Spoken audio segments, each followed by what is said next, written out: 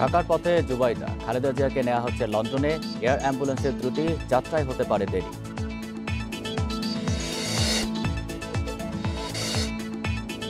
ডিসেম্বরের মধ্যে ৩০০ আসনে মনোনয়ন চূড়ান্ত করবে এনসিপি। জোট গঠনে আরও সময় নিচ্ছে দল।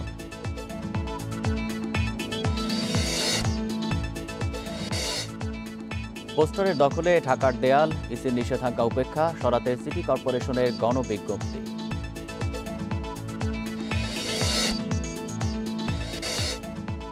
চট্টগ্রামে অনেক সড়ক ডিভাইডারে নেই নিরাপত্তা বেষ্টনী। প্রতিদিনই হচ্ছে চুরি, ছিনতাই, শঙ্কায় পথচারী।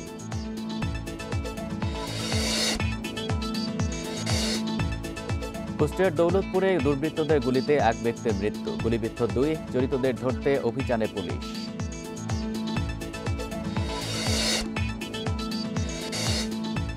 ভারতে পুতিনকে উষ্ণ অভ্যর্থনা জানালেন মোদি। যুদ্ধবিমান কেনাসহ সামরিক ও বাণিজ্য চুক্তির সম্ভাবনা।